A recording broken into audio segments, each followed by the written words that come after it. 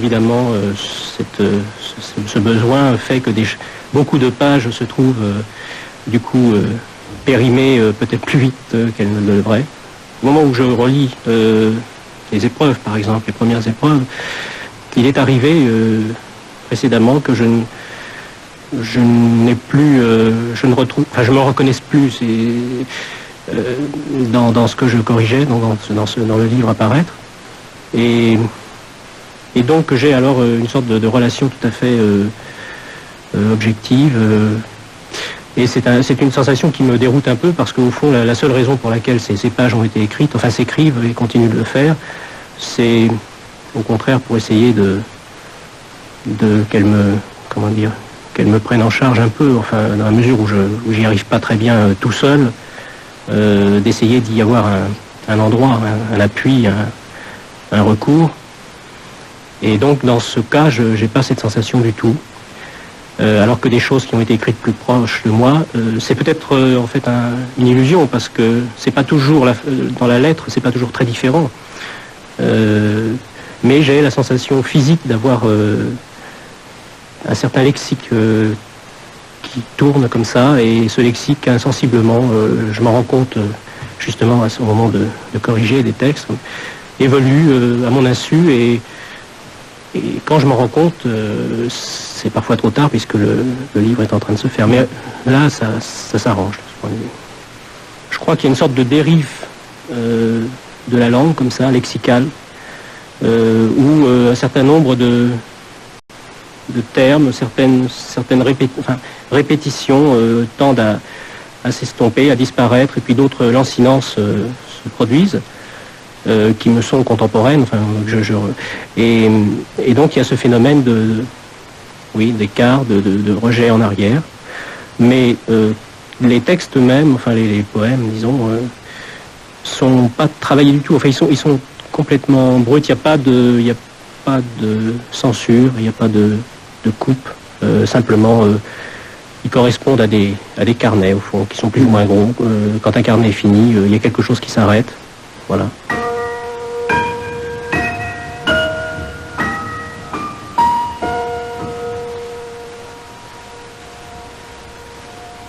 Je m'adresse au philosophe, à l'écrivain que vous êtes, Michel Sermien.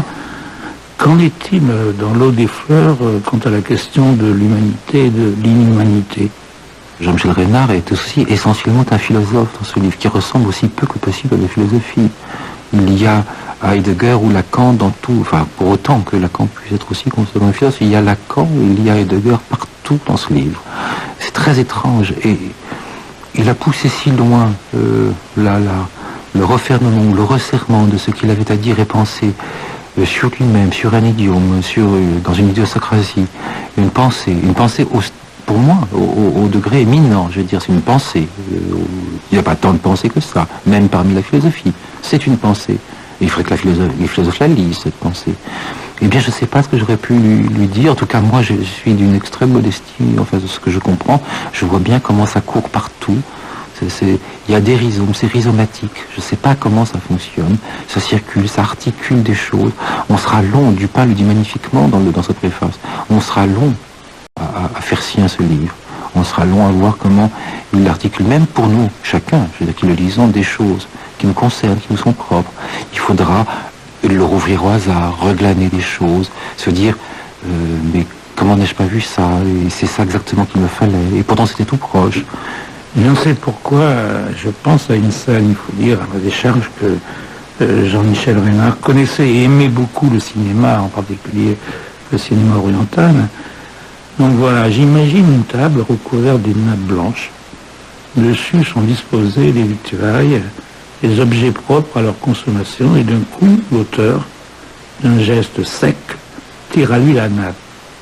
Demeurent donc les éléments du repas à leur place initiale, mais qui ne semblent reposer sur rien et deviennent proprement incomestibles.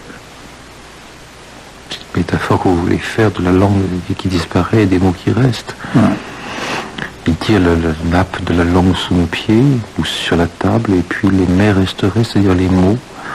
Oui, il y a quelque chose de ça. Il faudrait qu'on se mette à goûter les mots comme si la langue nous manquait.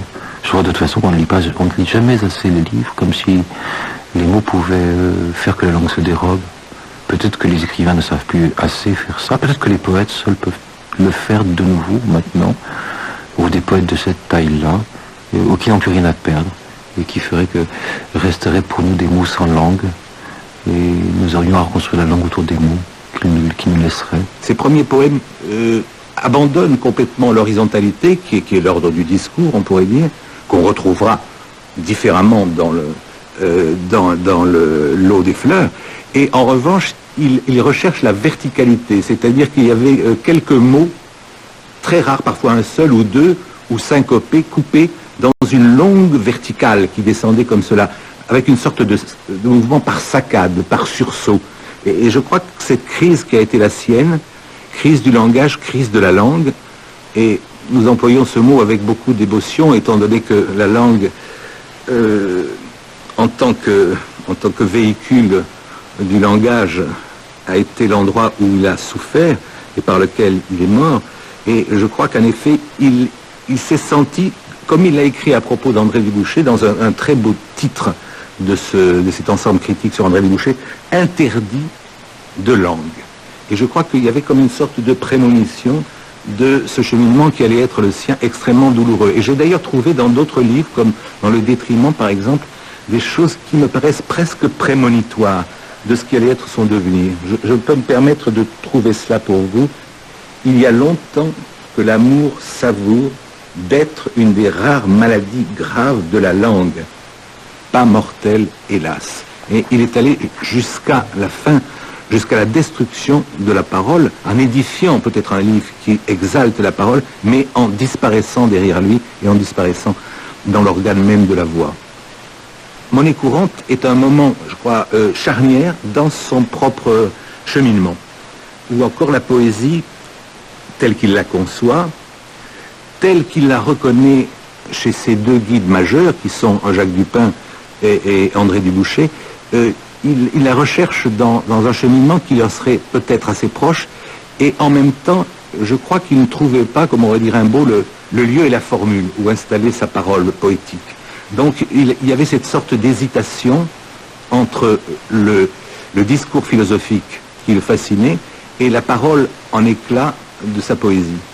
Et sans doute, ce n'est pas à moi de parler de L'eau des fleurs, puisque je connais mieux les autres livres, sans doute L'eau des fleurs est-il le message ultime de l'incommunicable. Il communique l'incommunicable en se forgeant une langue, une syntaxe, en désarticulant le langage ordinaire, celui de la monnaie courante, pour aboutir à une forme d'expression dont, pour ma part, je dirais que c'est un langage qui se forge, dans lequel nous sommes obligés de nous glisser, de nous lever. Je dirais presque une sorte d'idiolecte qu'il recompose dans la langue française pour renouveler cette langue. Et je crois que là, il y a de sa part un effort tout à fait extraordinaire qui exige du lecteur un même effort, un même harassement que tout le monde n'est pas prêt à donner.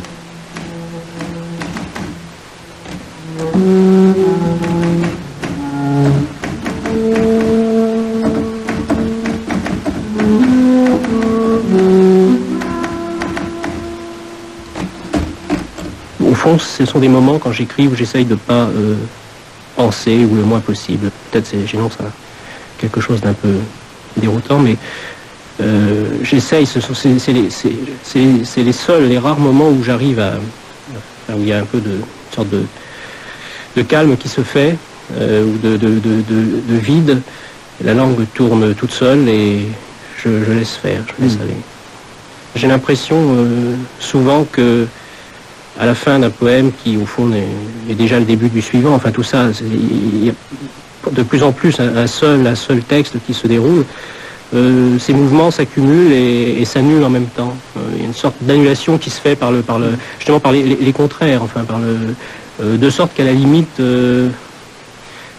un texte isolé, enfin un poème, ça serait ce serait d'arriver au point mort de la langue, qui est une sorte de mort aussi pour moi, mais paisible, enfin. Bien que donc ces poèmes produisent sans doute, enfin énoncent une agitation, des mouvements, des tensions, forcément. Mais si au fond je continue d'en avoir besoin, c'est peut-être que, en même temps qu'il les formule, il les annule, ces tensions. Ou tout au moins, il les neutralise à un moment, quoi.